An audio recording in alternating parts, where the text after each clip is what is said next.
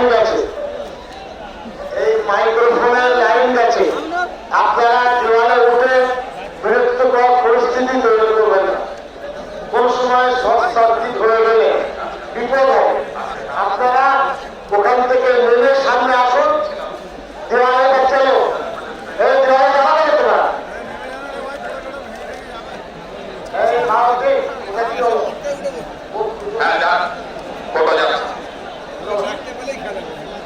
نحمده ونصلي على رسوله الكريم أما بعد قال الله تعالى في القرآن الحكيم بسم الله الرحمن الرحيم تعاونوا على البر والتقوى ولا تعاونوا على الإثم والعدوان وقال النبي صلى الله عليه وسلم يد الله على الجماعة وقال أيضا من رأى منكم منكرا فليغيره بيده وإن لم يستطع فبلسانه فإن لم يستطع فبقلبه أو كما قال صلى الله عليه وسلم صدق الله العظيم وصدق رسوله النبي الكريم اللهم صل على محمد وعلى آل محمد كما صليت على إبراهيم وعلى آل إبراهيم إنك حميد مجيد اللهم بارك على محمد وعلى آل محمد كما باركت على إبراهيم وعلى آل إبراهيم إنك حميد مجيد प्रथमे बांग्ला उर्दू दोनों मिला के इंशाल्लाह आप हजरात के सामने अपनी बातें रखेंगे। खुशी की बारिश है ये हमारे दरमियान अभी हजरत कारी फजल रहमान साहब तशरीफ लाए हैं। आप जरा उनको जी का इस्तेमाल कीजिए।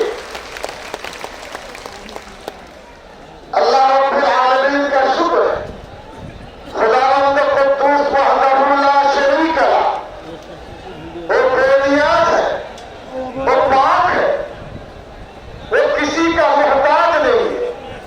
अल्लाह रब्बुल आलमीन सातों आसमान जमीन हजर दरख्त समंदर ये सब अल्लाह के मखलूक है। আমরা আল্লাহ প্রশংসা দিয়ে শুরু করি যিনি এক এবং অদ্বিতীয় ওয়াহদাহু লা শারীকা লাহ, তার কোনো শরীক নয়, তার কোনো বিকল্প নেই। আমরা খুশি যে আল্লাহ রাব্বুল আলামিন ইমানের জন্য আমাদের তৌফিক দিয়েছেন, বলে আলহামদুলিল্লাহ। আল্লাহ রাব্বুল আলামিন শত কোটি মানুষের চেহারা নতুন নতুন রূপ দিয়েছে, পরবর্তীকালে আলম খাদ্য দিয়েছে, হায়াত এবং মওত তার হাতে।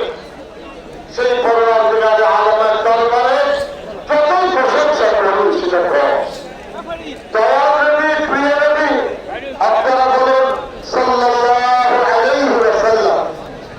তিনি রহমতুল লিল আলামিন, তিনি জীবনে তার মৃত্যু নেই, মানুষের ব্যবহার তার হল নবী। সেই দেওয়ার নবী সাইয়্যিদনা মুহাম্মদ সাল্লাল্লাহু আলাইহি ওয়াসাল্লাম মানুষকে ক্ষমা করা শিখিয়েছে, ধৈর্য ধারণ করা শিখিয়েছে এবং মানুষের বিপদে আপদে থাকার কথা বলেছেন। তার প্রিয় সাহাবী তাবেঈন, তবে তাবেঈন, তাদের প্রতিও লক্ষ কোটি দরুদ সালাম আল্লাহ বর্ষণ করুন, বলুন আল্লাহুম্মা আমিন। তোমরা যারা এগিয়ে যাও।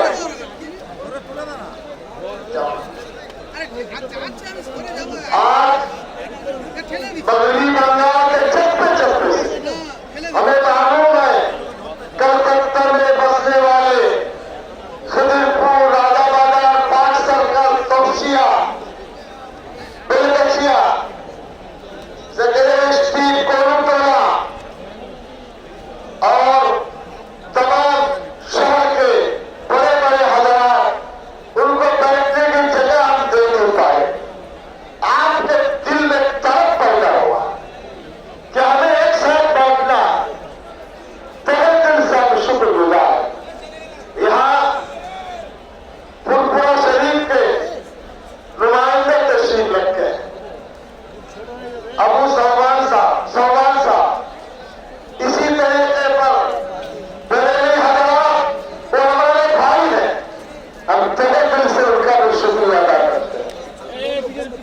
और हदीस और घर मुकल्लिफ भाई हैं, तबलीगी जमात वाले हैं, इसी तरीके पर खानका है, मुस्लिम तंजीम है, मदारिस स्कूल क्लब और मुख्तलिफ तबके के लोग हैं।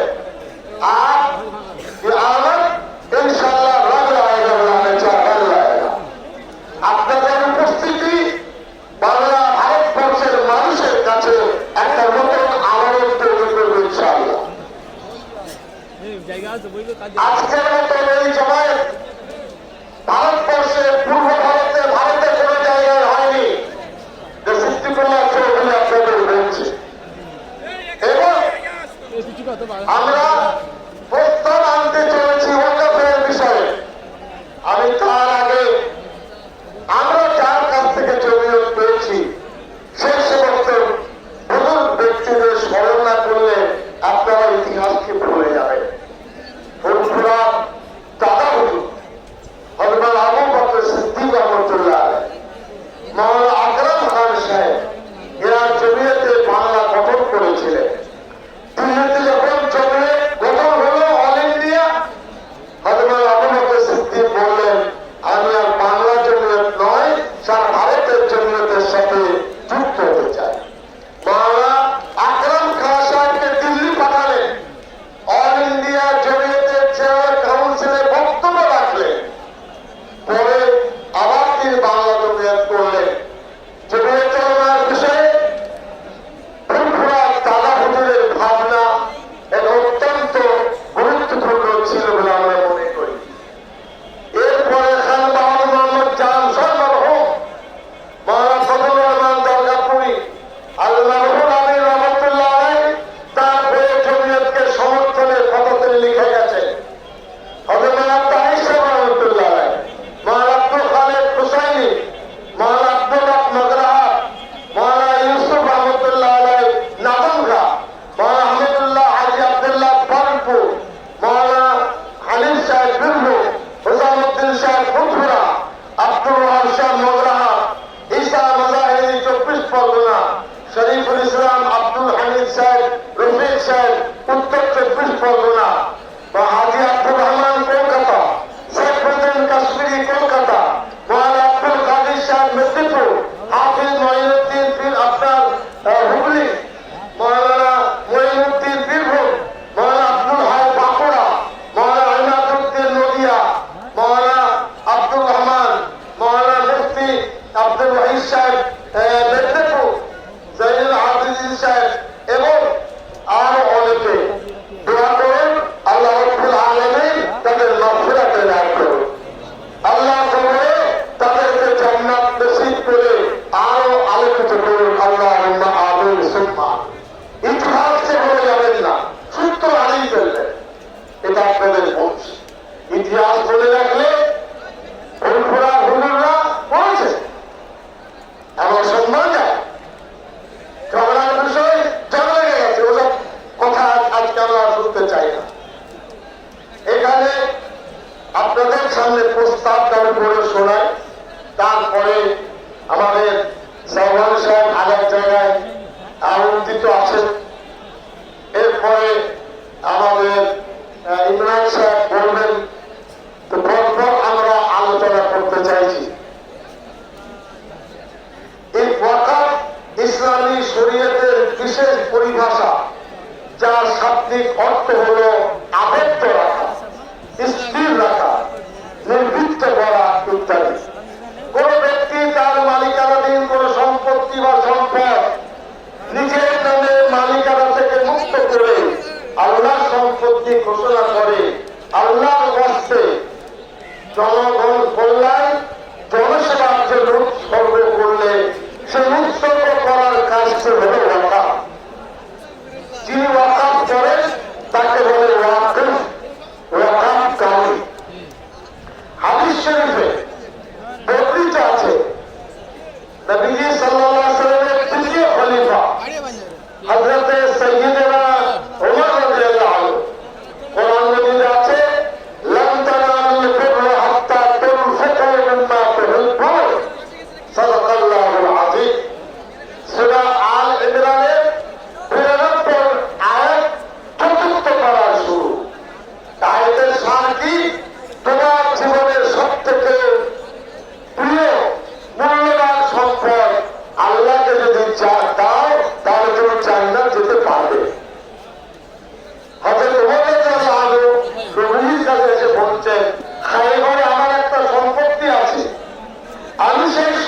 সম্পত্তিটি আল্লাহ নামে দিতে চায়। নবী সাল্লাল্লাহু আলাইহি ওয়াসাল্লাম বললেন, তুমি এটা আল্লাহ নামে ওয়াকফ করে দাও। এটা হাদিসের দ্বারা এবং দ্বিতীয়টি আমরা আপনাদের কাছে পাঠিয়েছি, এই টিম নিয়ে গেছে, সাহায্যের হাত বাড়াবে। কোথায় গিয়ে দম দেওয়া হয় বলা মুশকিল। এর শেষ কোথায় বলা মুশকিল। যদি কেন্দ্র সরকার জোর করে ওয়াকফ আইন পাস করে, তখন মাথায় কাঠন ভেবে আমাদের রূপ আমরা ইনশাআল্লাহ দেখাবো।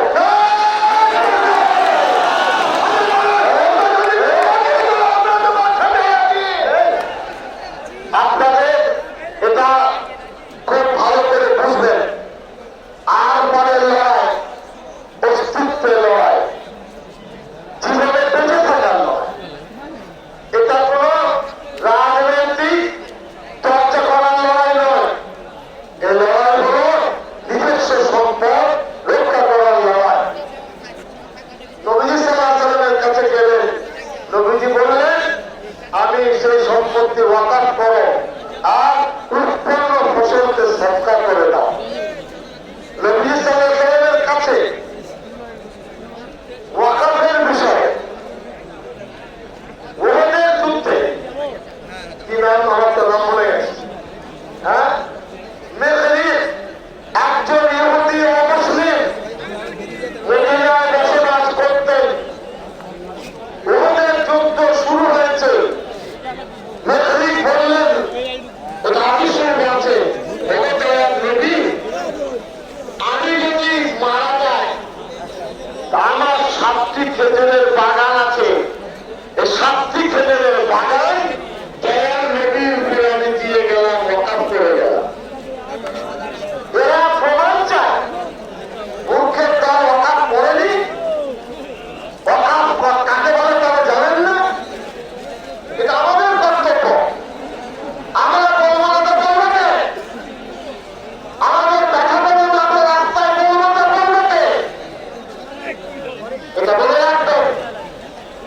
নবী সাল্লাল্লাহু আলাইহি ওয়াসাল্লাম ওই মানুষটি মরার পরে 7টি বাগানের মালিক হলেন।